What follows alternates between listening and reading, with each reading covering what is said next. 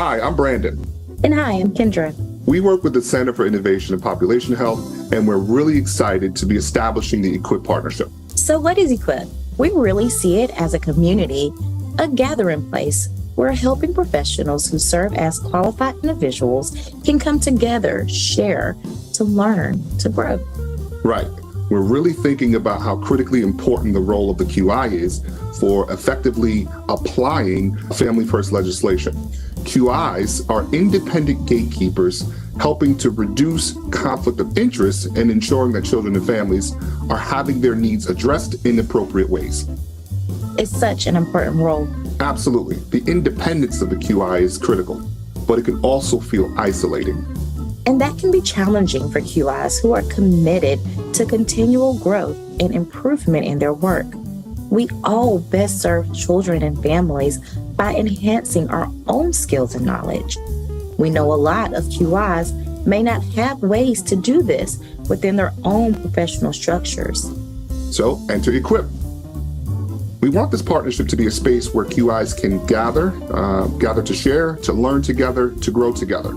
We at the IT Center, we're generating content such as YouTube events, pre-recorded videos, and much more. But the intent is that you, as eQIP partners, will contribute as well. Start and respond to threads in our discussion boards, share pages, documents, and media content in the links and download areas. If we all share what we know, then we will all grow together. It all starts with equippartnership.org. There you can sign up to become an eQIP partner. We'll look at your request and you'll get an email inviting you to join our Basecamp. Basecamp is a virtual collaborative workspace that's perfect for eQIP. We'll use it for all of the things that we just discussed, discussion threads, as well as archiving links and downloads. It also has a schedule area so that we can keep an eye on upcoming eQIP events. We really tried to have snags, but sadly, we haven't been able to figure that part out just quite yet. We hope that you'll join us. Kendra and I both will be regular contributors within the eQIP partnership, and we're really excited to get started. We hope to see you soon. Join and learn more at eQIpartnership.org. The link is also available in the description of this video. Thank you for the work that you do on behalf of children and families.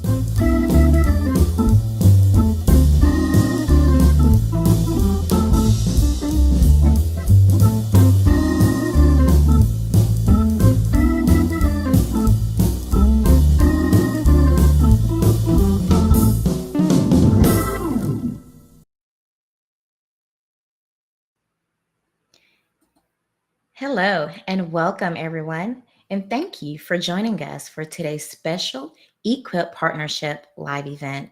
My name is Kendra McCrae, and I am honored to be your host for this important conversation. Today, we're spotlighting a remarkable achievement from Los Angeles County Department of Children and Family Services. No children placed in STRTPs, or others may call them QRTPs, in the past 8 months. This represents a major shift towards family-based care and community-centered support. We're joined by two outstanding leaders who have helped make this possible. Michael Russo, Division Chief at LA County DCFS and a longtime leader in the TCOM community, has played a central role in guiding the department towards trauma-informed, strength-based care, away from institutional placements and towards community-driven solutions. And Pastor Dan Boyles, care pastor at Valencia Hills Community Church and a licensed marriage and family therapist. He has spent more than 2 decades bridging mental health and faith-based support for families. He co-chairs the Faith Collaborative for LA County DCFS and has led efforts to engage communities in deeply meaningful and sustainable ways. Today, we'll hear about their leadership, partnership, and practices behind this bold shift and what others can learn from it. Feel free to share your thoughts and questions in the chat. We'll do our best to engage them throughout our session today. All right, let's get started. Welcome, Michael. Welcome, Pastor Dan. I'm excited to be a part of this conversation today that I believe many of our guests have been looking forward to. I've been looking forward to this conversation. So let's begin. Michael, can you give us an overview of efforts that led to zero STRTPs or QRTP placements over the past 8 months? What were those key shifts that made this possible? Well, good morning. Can you hear me fine? Yes. Great, great. Well, first of all, thank you so much for having us. We're so very excited to share our journey with all of you. Uh, so it's been a journey, and I'll talk more intently about the last 5 years where we really shifted from, uh, I guess you could say, looking at how we work with families and work with our community and really focusing on how to reduce the DCFS footprint. So it really starts in our child hotline, which receives calls from the community, and we've really done a lot of work about looking at what is it that we are truly wanting to focus on. And again, there's historical precedent of DCFS taking in a lot of families, and we've, like I said, really become more focused on what we do and what we're not wanting to do anymore. And so with AB 2085, which really changed the definition or refined the definition of general neglect, we've been able to get clearer on the type of families that we bring into DCFS, and it's caused actually a reduction. And so the overall reduction has been so very helpful to all of the DCFS offices in LA County, and specifically my office, which is one of 19 offices. We've seen a pretty nice reduction in the number of referrals that come to us, which allow us to do even more intense work with the families that do need our help. Oh, that's So by having that front door be clearer and the reduction, it allows my staff to do more intense social work and provide more best practices, evidence-based practices, and then also work with the community. And you'll hear more from Pastor Dan. That's really helped us focus on those children that are in our care.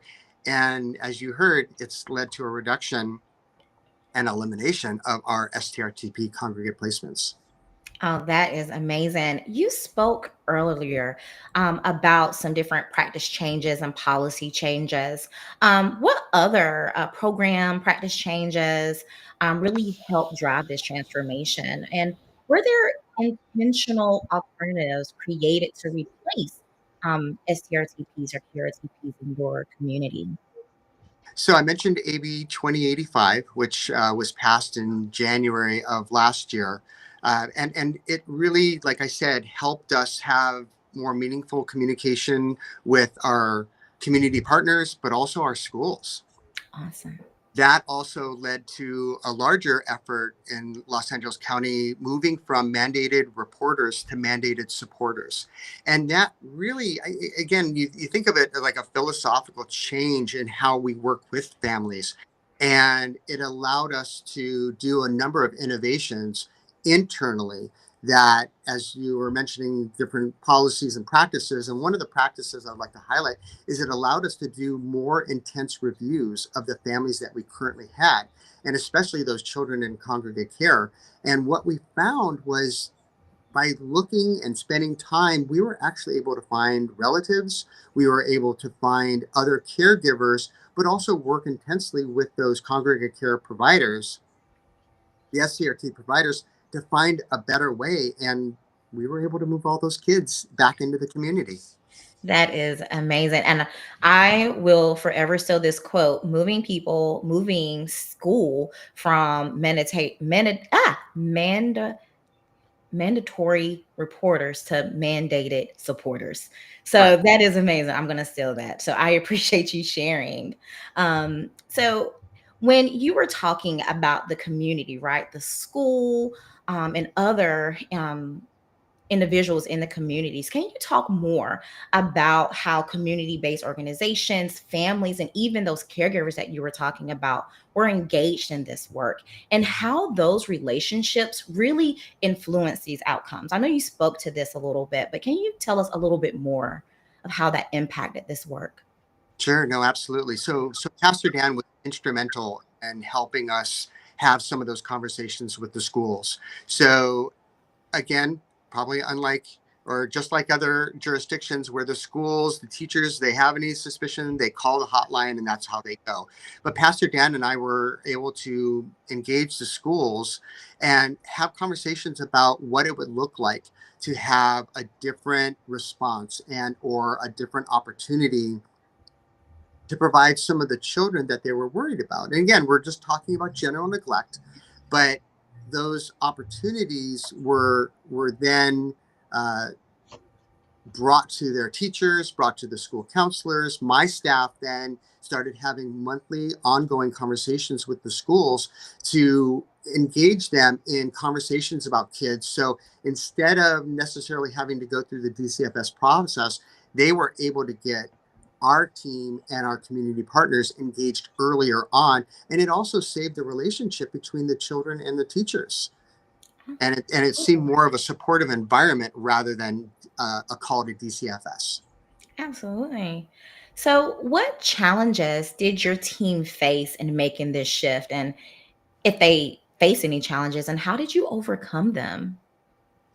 So again, the challenge was with our schools because they were trained, they were taught legally. They knew that there were requirements that they needed to do, and again, AB 2085 really helped us legally have a conversation with them, but also they tried it out, right? They gave us a chance, and again, Pastor Dan and his team were marvelous in being able to kind of provide that safety net for people to feel more comfortable. And then also, we went out with the schools and we had ongoing conversations about this is what we can do, this is what we're going to do together. Our child protection hotline manager spoke with the schools, so there really was a lot of conversations because again, the challenge was I don't want to be held liable. What if something bad happens? So that was a lot of the conversation on the front end with the schools, and you'll hear more from Pastor Dan.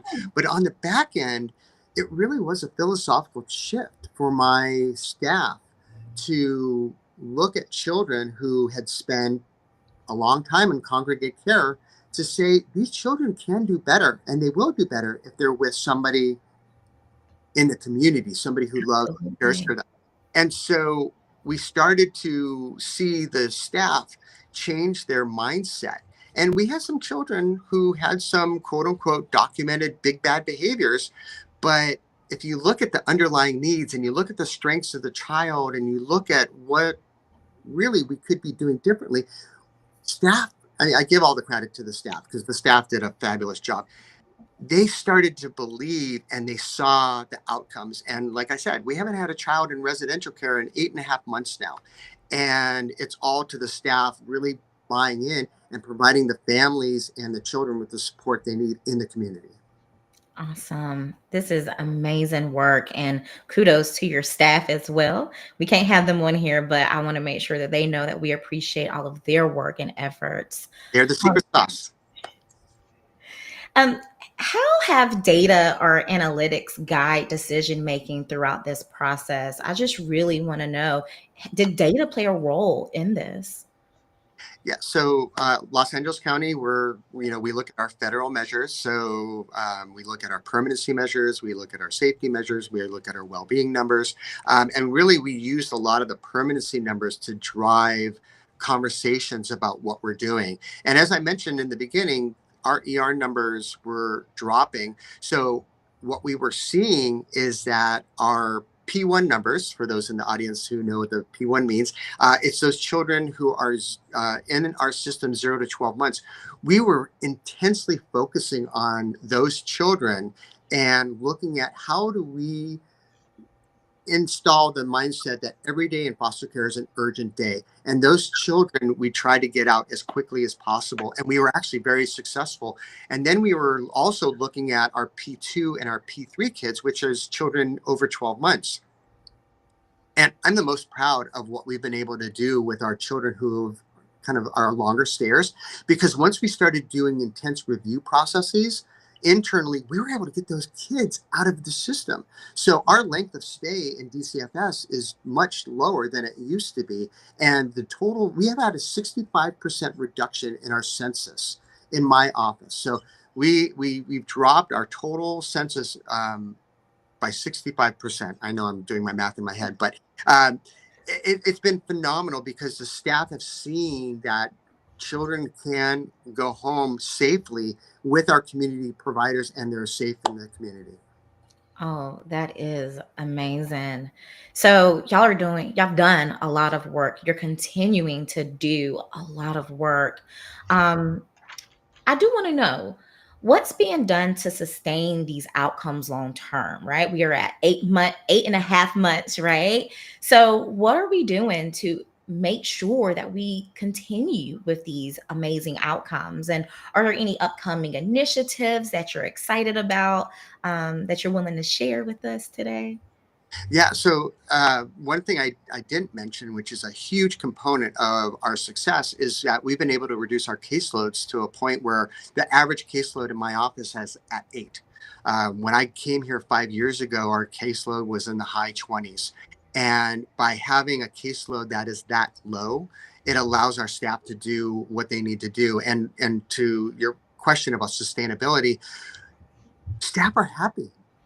Staff are able to do what they went to school for. Yeah. Families are saying thank you to us. Families are writing us letters. Families are having more time with their social workers that they've never experienced before. And so, what started as a snowball effect, where we are able to dramatically reduce the number of kids in care, it's also now embedded in the social workers, and we've gone from a reactive system to a proactive system. So our social workers have now been able to see the work that we needed to do. And again, the review process is probably one of the biggest things that I will say. But now we're able to do child and family team meetings in a real we're not as rushed as we used to be. Again, with a caseload of 24, it's hard to do that many child and family team meetings with a high caseload. But they're able to have those conversations and those CFTs and do the cans and really do them in a thoughtful way. So, I tell my staff we have to be very protective of what we've been able to achieve. And again, the credit goes to the staff because they're so bought in, and we're all very protective of our families and what we've been able to do. Yes, you gave them the thing that each and every social worker want in the world is time to do this work in a meaningful and impactful way. I know for me, right out of school, I had 30 cases, like just brand new, right out the door. And so to have only 8 cases, just imagine all the work that you can do, right? Those engagements, the families, you're building those personal relationships with them. So that is amazing. Look, you should put that on your LinkedIn too. Not only do we have 0 children in STRTPs for 8.5 months, but also caseloads are down to only 8. Yeah, That that's is good. amazing. You All right. you asked about innovation. I'll just ask real quick. And interviewing has been really, really helpful. A lot of the staff really love motivational interviewing, and so to do the families. So that's a big innovation that we've done that's really shown a lot of promise and a lot of great work. Oh, that is amazing.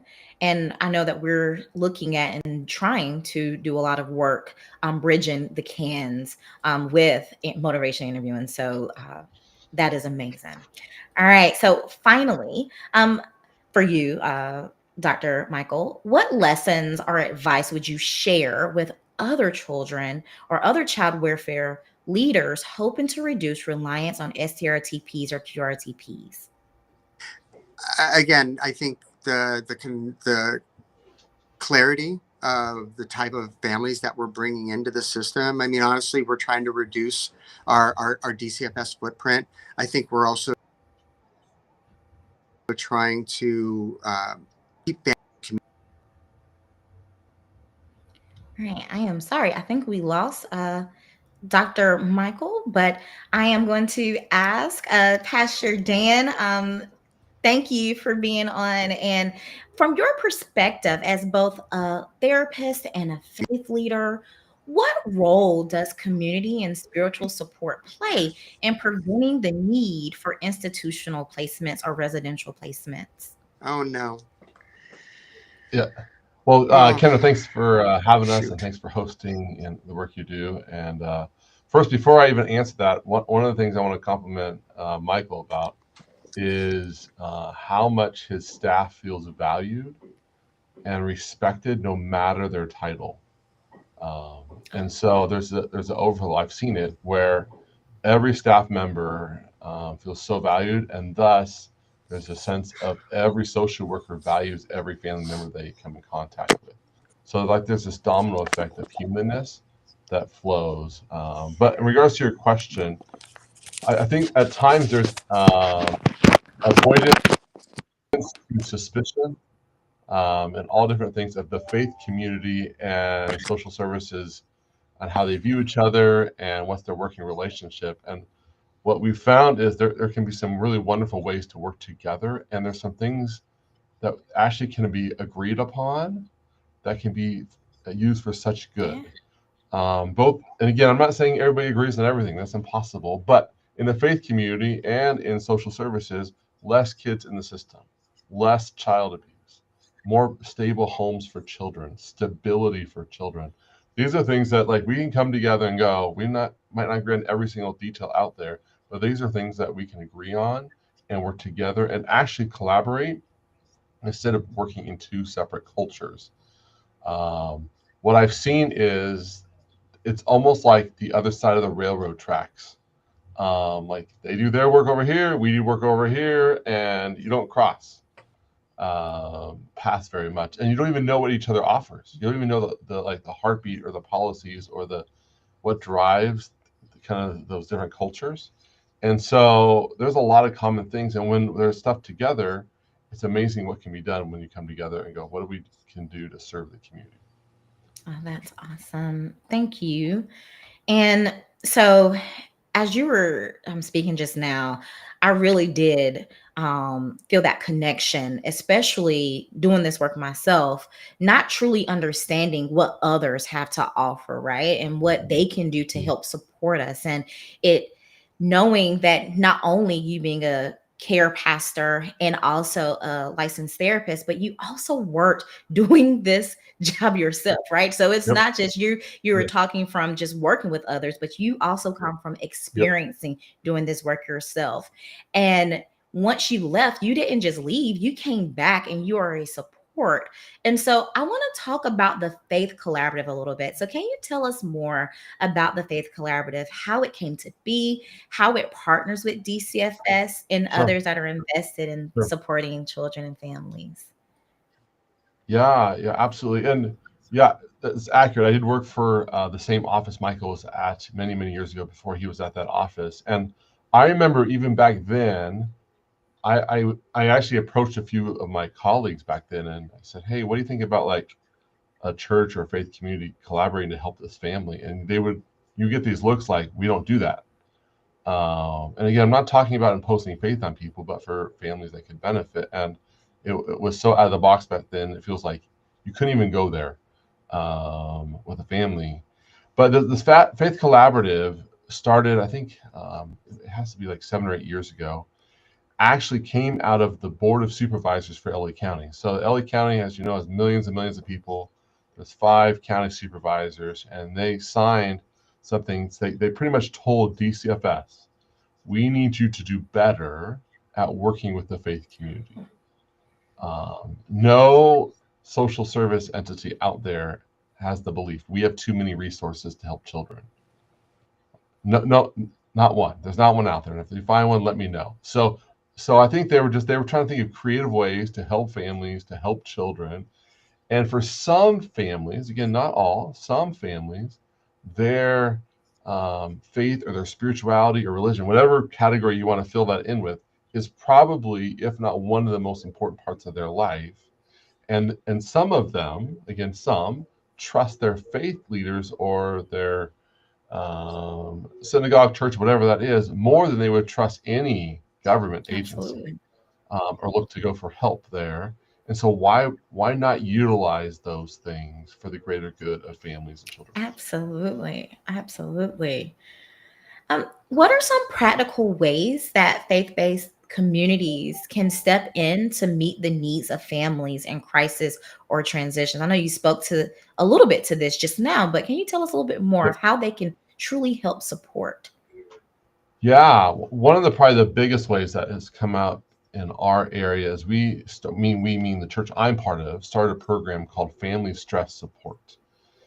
And this has been where it's been a great partnership with Michael and his team. And basically, I right now have about 8-9 case managers that are employees of the church, and they help with some of those relationships with the schools, with community members, and with a lot of families. And a really normal situation would be like this.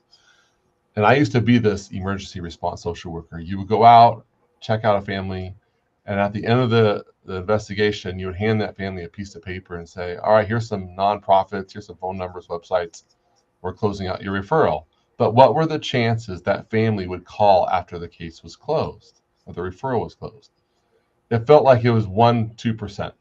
Yeah. And so 6, 12, 18 months later, that same family would come back, like the school would call again, a neighbor would call again, things aren't getting better. And so now instead of handing a piece of paper to that family, the social worker asked the family, there's a system called Family Stress Support. One of my case managers, are you interested? They're not government, they're not DCFS, and they can be a bridge between your needs of your family and community resources. They will be a hand holder between all the nonprofits in town. And so if they say yes, because it's always voluntary, it's never a court order, then what happens is the social worker, after getting permission from the family, will actually fill out a form. It goes to me and I assign a case manager. And once the referral's closed, we're still helping that family. And DCFS isn't the only one who's referring. The schools are referring. My case managers are part of truancy meetings for our public schools and those families in need. So what's happening is there's a reduction in the repeat phone calls coming in for these families because we can help them. And the other thing is, my case manager and one of Michael's social workers can say the exact same way in a very respectful, professional, kind way. But because my case managers aren't DCFS, it's heard differently. Yes. Even if Michael's workers are as professional, as compassionate as can be, it just is going to be heard differently, and they're more responsive to the needs. And like, oh yeah, I'll connect my teenager with that agency for mental health services.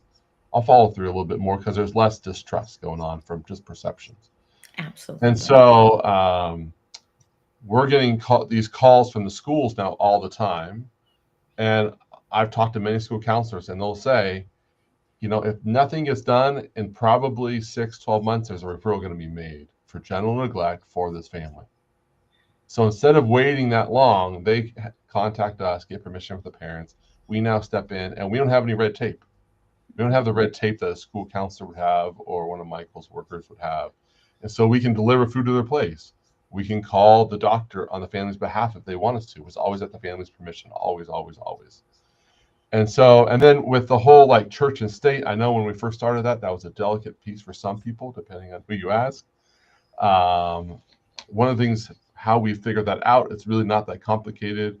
In the very first conversation that one of my case managers has with a family, we just ask them, if we find a faith-based resource that might help you or your children, are you interested, or is that really not your thing? And we'll respect you either way, however you want to go about that.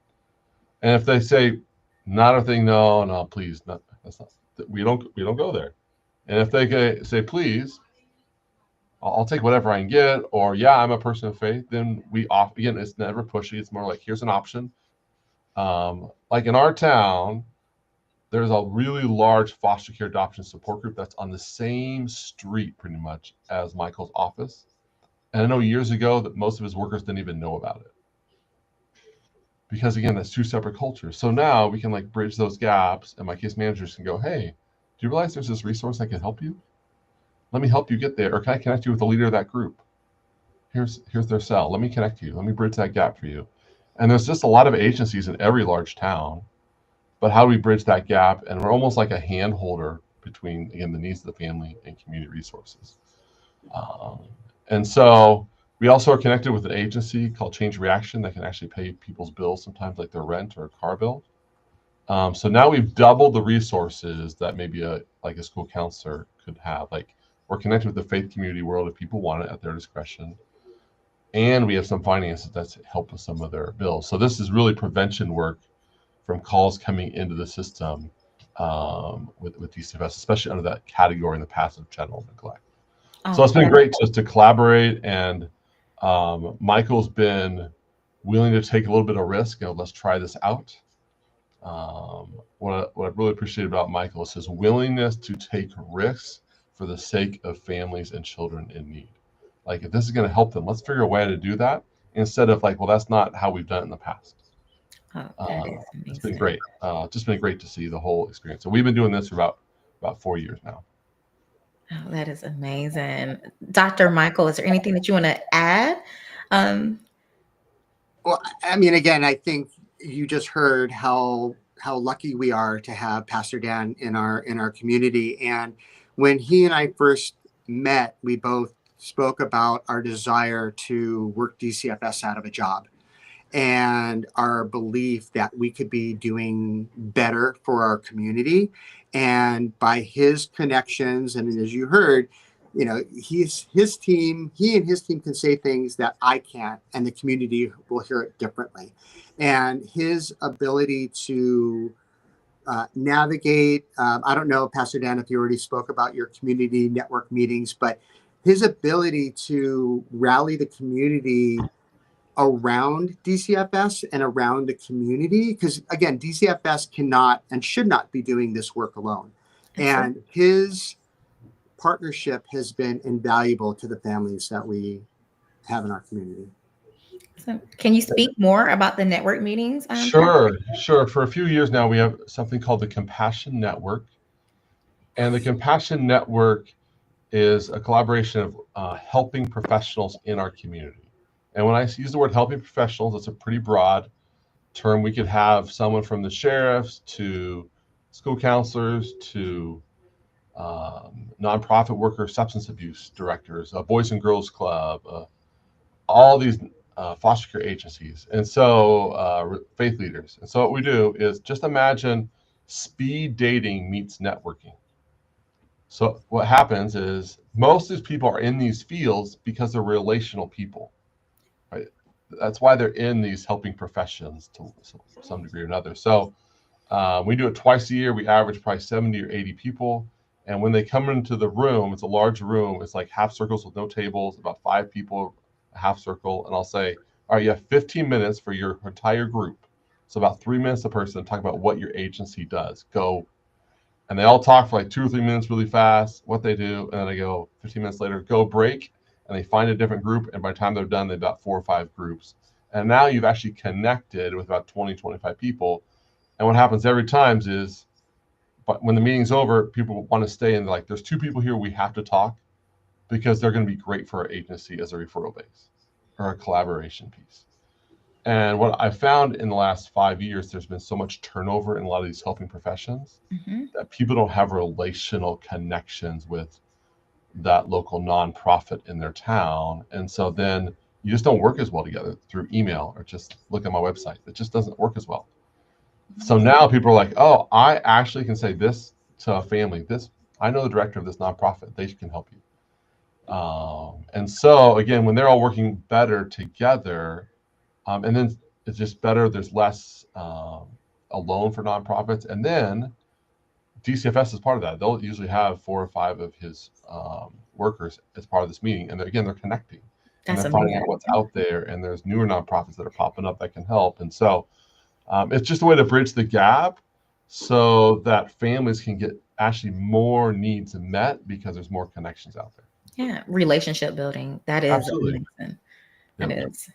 Dr. Michael, you are really a lucky individual to be able to have community support. And I know that the other communities that are on here are looking and saying, what can I do in our community so that we can achieve this level of support, right, for our youth and our families and our children. So that is amazing work that y'all are doing. We do have some messages in the chat. So I want to of course, I don't want to leave anyone out from answering any questions that we may have. So we did have a question earlier on from Lynn Steiner. She wanted to know a little bit more about abuse and neglect in the definition. So I would love to see the new definition for neglect and how it changed from the previous definition. Is there any chance that they could get a link, or we can see that if it's a public document? Is there any way that we can?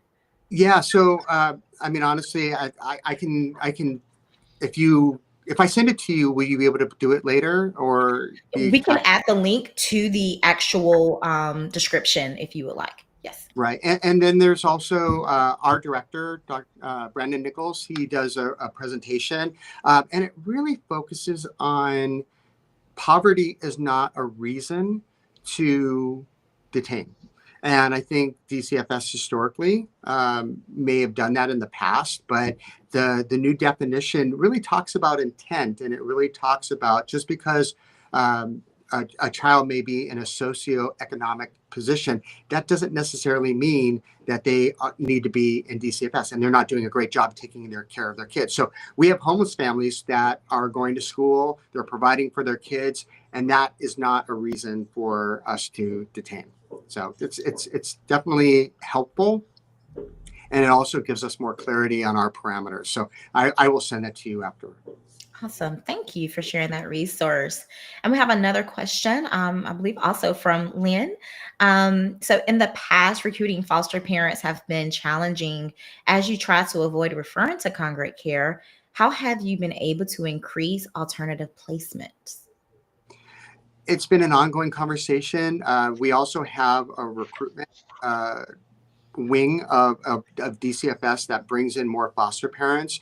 And it's really great because and as you heard Pastor Dan talking, the community now sees us as not necessarily that entity that had solid walls and you didn't know what was happening inside of it. So we've spent a lot of time reaching out to our community. I go to foster care parent support groups that happen in the community, and I attend and I answer questions, and I also tell those foster parents or the relative caregivers, if you should not be alone. If you have questions, if you have anything, I'm available to you. I make myself personally available to the resource parents, the caregivers that need to have questions, and I make sure.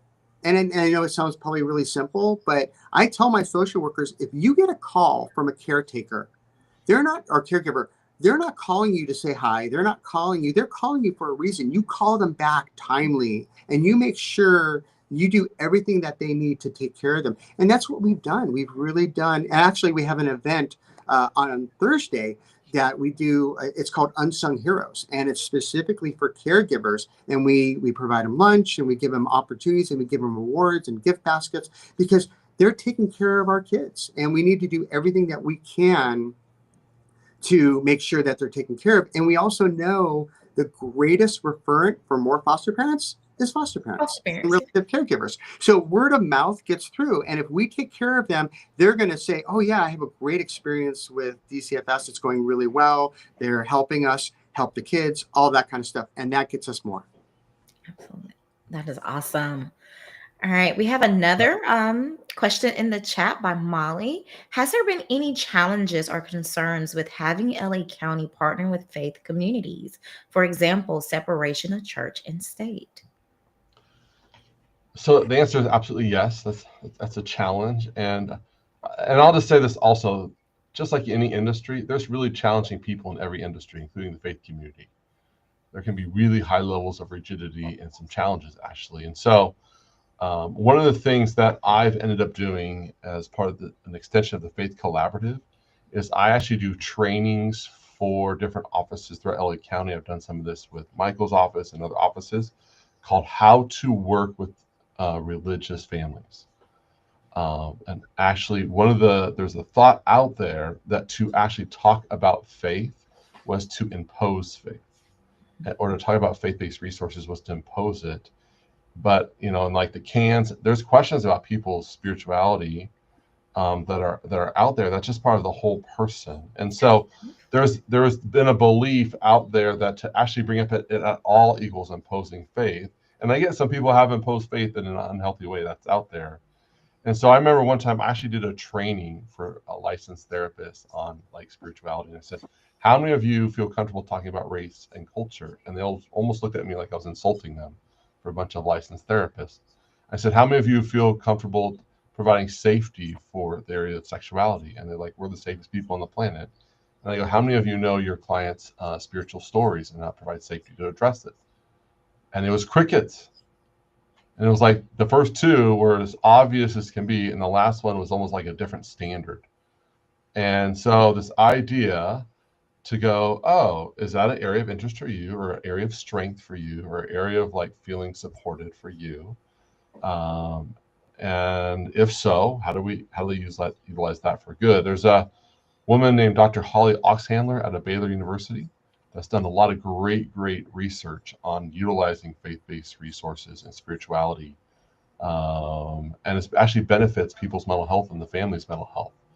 And so just teaching people how social workers can talk about it, which is not underutilizing it or is not imposing it, at this middle ground. So actually LA County has been working on some new policies about not going to either end of that pendulum, which is unhealthy, which is underutilizing. We don't bring it up ever because we're almost out of fear, or imposing it, which isn't good either. That's not ethical either, to be like a pushy person about it. But this middle ground, like we would treat culture or race, if the person wants to address it and it's part of how they see what's important to them, why would we not talk about it? So there's this training I've been doing that's been, I think, helpful. And it's just a shift in seeing it as one of the avenues of strength. All right. So we do have a question in the chat, but I think it goes along with my last question that I guess I want to ask both of you. So I'll start off with you, Dr. Michael. And I believe we got cut off whenever I was asking this before, but what lessons or advice would you share with other child welfare leaders and hoping to reduce their reliance?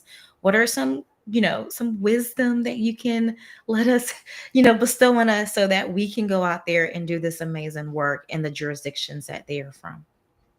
Yeah, and I'm so sorry, my phone overheated. So what I would say is really part of our early lessons learned was really unpacking some of the documentation that our children came with. And unfortunately, a lot of our children come with identified big bad behaviors. Mm-hmm. And when we would do our reviews, we would get really clear on not only what their worry statements are, but what are the underlying needs? What are the underlying needs? When looking at a lot of our children from a trauma-informed lens and helping them understand that there are other ways and opportunities for children to express themselves.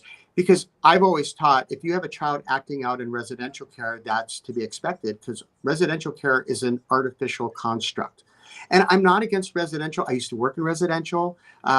So I know there's wonderful, well-meaning people, but we know that if children linger in residential care, their outcomes are not as good. So we were constantly talking to our staff about the importance of having these children come back into the community with wraparound, with other intensive home services. And then, like I said, with Pastor Dan, not only does he do prevention work, he also does aftercare work. So we refer to him on the back end as well. And just really getting staff to see the possibility. So a real early lesson was we would do a lot of case conferencing, and we would spend a lot of time talking about the underlying needs. What really is the opportunity to help not only the children but also the caregivers understand that some of the behavior is understandable within the context of the trauma and of the history, and staff taking the leap, if you will, and moving the child from residential and then having them go into the community and then do really well, and then celebrating those successes with the staff. And so a lot of staff know some of our highest needs children, and staff are like, wow, you were able to move so and so home. That's amazing. And they're doing well and they're going to college. I mean, so it really started to change the philosophy. So one of the lessons learned, I would say, is really work with your staff to understand that sometimes what's documented isn't always what needs to be. Absolutely. Absolutely. And Pastor Dan, I just really appreciate all of the work that you do for LA County, for California. And so I ask this with all sincere, what advice do you have for other communities hoping to engage faith partners more effectively in this kind of work? Yes, that's a great question. And I would start out by saying just build relationships with those faith leaders. Don't start out with what are we going to do? Just connect with them. So, uh, social workers know how to leave their office and go to where families are. So, if a social worker or administrator wants to really build relationships, go to that place of worship. Say, can I meet with them? Spend time, go to lunch. Michael and I probably have lunch every other month-ish or whatever it ends up being, and actually get to know the human side of them. Because what I've seen in a lot of other situations is the DCFS supervisor or worker will just send a random email to that faith leader without any relationship. Can you help bail us out? We have this family in need. And that's it. And there's not relationship building. There's just, I need help, or help find us, have foster families with no relationship, or no, how's that going to benefit your congregation? And so it feels like a one-way relationship. And so I actually think go to, just like if you really want to know a family, go to their home or their apartment or their residence, right? If you want to get to know a faith leader, go to where they're comfortable, connect, build some rapport. What can we agree on?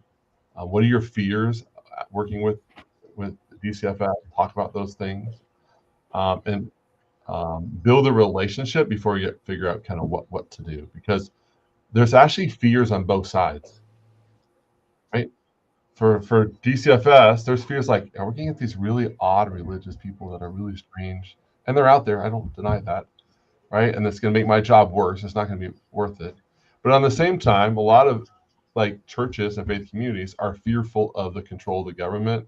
All the COVID stuff didn't help. And our political kind of arenas the last couple of years doesn't help. So there's actually high suspicion to go, we're going to trust a little bit with our local government when, there's a lot of different views out there on stuff.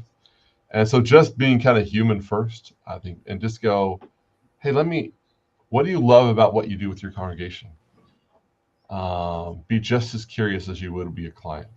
I think will be really, really helpful. And from there, then you can go, oh, there's some things we can agree on, or we can partner in this way that doesn't feel like a threat or feels like it's a win for both sides. That is amazing. Thank you both for joining me today for this wonderful conversation. We covered a lot in less than an hour. So thank you. Thank you for your time. And thank you for your amazing service. I appreciate you sharing your leadership, your insights, and your heart with us today. This has been a rich conversation full of takeaways for systems across the country. So for that, we thank you. All right. And to our audience, thank you. And to our audience, thank you for joining us. If you are not already a member of the eQIP community, please use the QR code that is located on the screen. We have a special community of QIs and independent assessors who we are able to engage with and support the work that they're doing. So if you want to join, please do that now. If you are not ready for this conversation to end, and to be honest, I am not either, we are pleased to announce that we may have some conversations, some Q&As available in the upcoming weeks with Pastor Dan and Dr. Michael. So please be on the lookout for that information available in the eQIP partnership page on Basecamp. Until next time, take care, and thank you all for all that you do on behalf of others.